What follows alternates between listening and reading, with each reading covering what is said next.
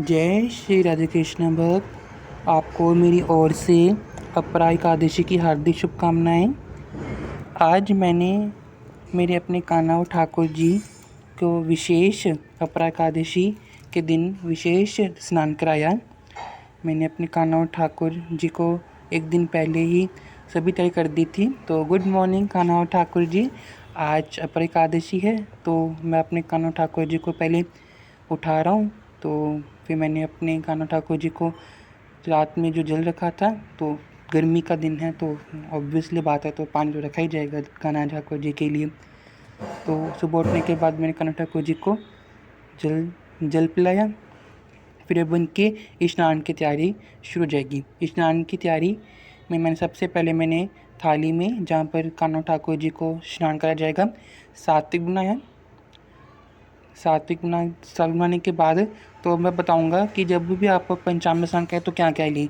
दूध, दही, घी, शहद, जल, दही और इत्यादि, और लेप के साथ चंदन और फूल। तो पहले हम अपने कान्हा ठाकुर जी को चंदन की सेवा करेंगे। कहते हैं भी चंदन की सेवा करने के बाद जगन्नाथ जी जो हमारे कान्हा जी वो प्रसन्न होते हैं। तो मैंने अपने कान्हा जी को चंदन की सेवा की। शिवलिंग को भी मैंने, शिवजी जी को भी मैंने चंदन की सेवा की। फिर मैंने फूलों का स्नान कराया। चंदन के बाद फूलों का स्नान कराया। तो आप देख सकते हैं मैंने उनके चारों ऊपर फूलों की वर्षा की। पहले हम लेंगे जल। पंचामृत में पहला आता है शुद्ध जल। शुद्ध जल के बाद दूसरे नंबर पर आता है दूध, शुद्ध दूध। तो मैंने शुद्ध दूध भी मैंने स्नान कराया, दूसरा है ये।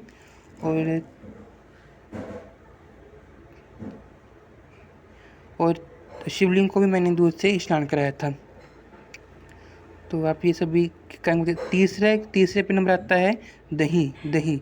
तो दही भी तीसरे नंबर पर विशेष स्थान रखते हैं।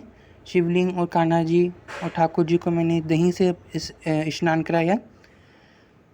और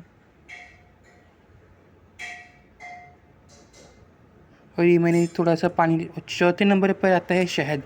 शहद मीठा होता है तो पंचामृत में चौथा स्थान शहद को है। शहद भी मैंने कान्हा ठाकुर जी को उनके पंचामृत में लगाया। फिर 5 रुपये घी जो हम जोतबत्ती में इस्तेमाल करते हैं पूजा में, तो घी 5 नंबर पर घी।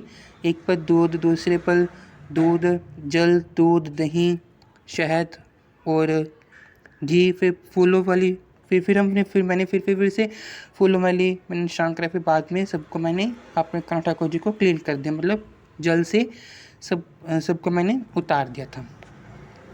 शिवलिंग स्नान पर भी मैंने ऐसे ही सेम टू सेम किया। तो आप देख सकते हैं, आप मंत्र का उच्चारण कर सकते हैं, ओम नमः शिवाय, ओम नमः शिवाय। फिर मैंने कान्हा ठाकुर जी को मैं चंदन का लेप लगाया, चंदन की सेवा की स्नान से पहले और स्नान के बाद। फिर मैंने अपरा एकादशी के विशेष में मैंने कान्हा ठाकुर जी को बहुत सुंदर सी पोशाक पहनी थी। आप चाहे तो नहीं भी लगा सकते हैं, नहीं, या फिर आप कोई भी देखते हैं, बट वो धुली हुई हो। फिर ठाकुर जी की बारी, चंदन की सेवा की। कान्हा और ठाकुर जी को दोनों ही मैं चंदन की सेवा करता हूँ मैं सुबह उठने तक। तो पूरी बॉडी पर, पूरे उनके शरीर पर मैंने चंदन की सेवा की। फिर उनको मैंने सुंदर सी मैंने पोशाक डाली थी। फिर शिवलिंग अभिषेक करेंगे। अब हम आप शिवलिंग अभिषेक करते समय ओम नमः शिवाय का जाप उच्चारण कर सकते हो। ओम नमः शिवाय, ओम नमः शिवाय, ओम नमः शिवाय। फिर मैंने अपने कान्हा ठाकुर जी को मैंने वस्त्र डाले।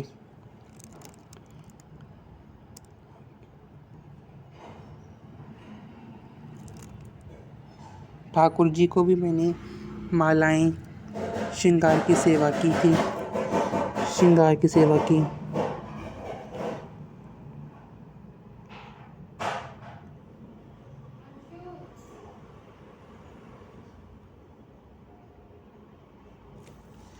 हरे श्री कृष्ण भागवताय, हरे श्री कृष्ण भागवताय, हरे श्री कृष्ण भागवताय, हरे श्री कृष्ण भागवताय, हरे श्री कृष्ण भागवताय, हरे श्री कृष्ण भागवताय, हरे श्री कृष्ण, हरे श्री कृष्ण। फिर मैंने उनको मुकुट में मैंने विराजमान कर दिया। फिर अपराई एकादशी के दिन मैंने अपने माखन चोर की भी सेवा करनी शुरू कर दी है। तो ये हमारे प्यारे से माखन चोर, मैंने अपने माखन चोर के घर में वेलकम किया।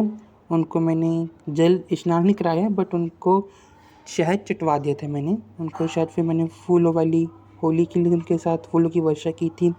फिर मैंने उनका गृह प्रवेश भी करवाया था। तो अब मैंने उनका विराजमान कर दिया है। माखन जी का अभिषेक किया। तो पहले गणेश जी को हमने तिलक लगाया, फिर कान्हा और ठाकुर जी को तिलक लगाया। फिर मैंने अपने माखन चोर का भी मैंने तिलक लगाया। और हाँ, मैंने अपनी माखन चोर का नाम केशव रखा है। तो हमारे माखन चोर का नामकरण कल रात मैंने अपने माखन चोर का नामकरण केशव रखा है। तो हैप्पी बर्थडे कान्हा जी। तो आप सभी को मेरी ओर से फिर से अपरा एकादशी की हार्दिक शुभकामनाएं। लक्ष्मी विष्णु जी को मैं तिलक का अभिषेक किया। तो डेट्स ऑल टुडे। तो happy Apara Ekadashi once again and happy birthday Kanha ji. Thanks for watching. Thank you so much. Thank you. Radhe.